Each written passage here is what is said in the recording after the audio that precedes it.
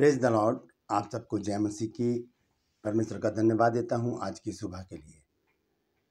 मैं आपका दोस्त पास्टर राज मसीह आपसे मुखातिब हूं और आज एक छोटी सी खबर है मेरे पास, वो मैं आपके साथ शेयर करूंगा। पहले ये बहुत ज़रूरी बात है, इसलिए मैं आज इसको सुबह प्रीमियर में डाल रहा हूं। तो मैं गुजारिश करता हूं कि मैं कुछ फ़ोटोज़ आपको दिखाऊंगा, वो देखिएगा, न्यूज़ को ध्यान से सुनिएगा।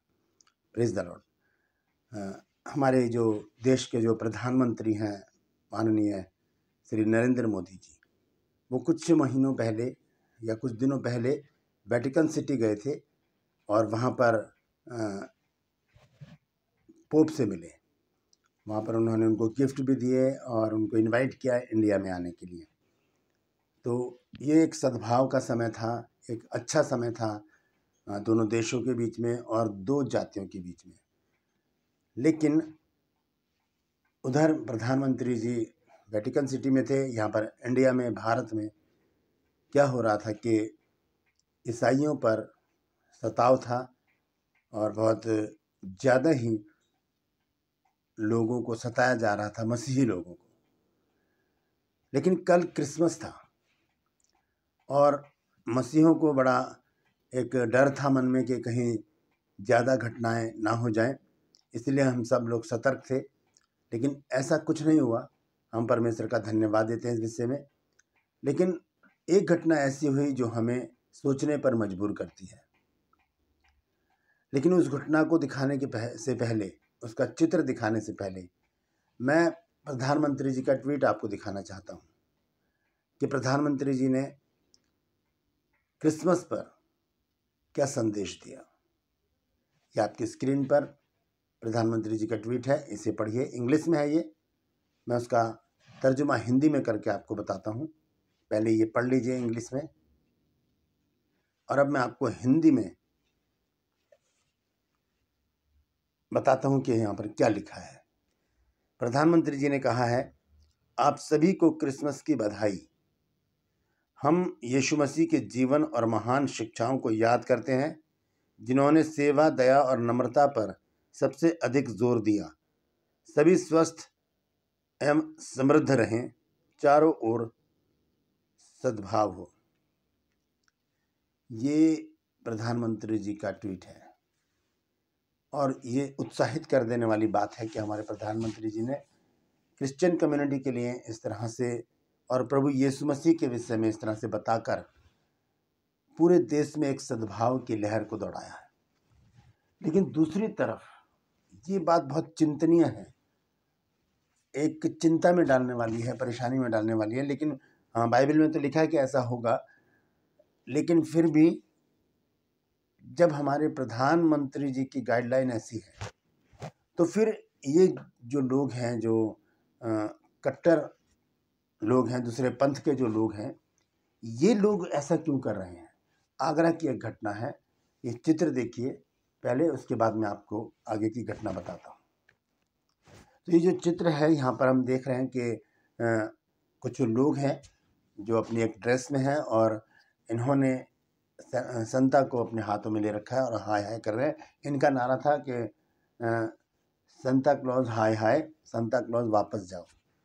तो ये संता जो है, ये काल्पनिक चित्र है एक, इसमें कोई सच्चाई नहीं है। इसको फिर इन्होंने इसको जलाया भी है, जलाने की कोशिश किया या जलाया है ये मुझे नहीं पता, लेकिन ये आगरा में ये घटना घटी है।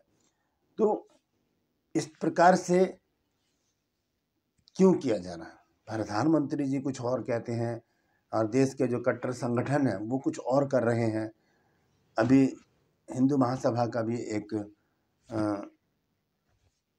कमेंट्स हमारे सामने आया है कि वहाँ पर उन्होंने कहा है कि उत्तराखंड में अगर कोई भी होटल क्रिसमस मनाएगा तो उसको छोड़ा नहीं जाएगा। तो इस तरह की घटनाएं हमें विचलित करती हैं, परेशान करती हैं। लेकिन हम मसीही लोग इस बात से हम विचलित तो होते हैं, लेकिन हम इस बात से संतुष्ट हैं कि प्रभु यीशु मसीह हमारे साथ है। ये घटनाएं तो होंगी, बाइबल में लिखा है, ये सच है, ऐसा ही हो रहा है, ऐसा होता रहेगा। इससे भी बड़ी बड़ी घटनाएं हमारे साथ होंगी, लेकिन हमें धीरज धरना है, प्रभु से प्रार्थना करनी है और जो लोग हमें सता रहे हैं उनके लिए प्रार्थना करनी है।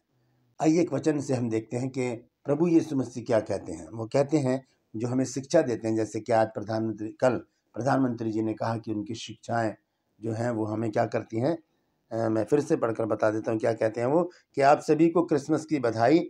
हम यीशु मसीह के जीवन और महान शिक्षाओं को याद करते हैं।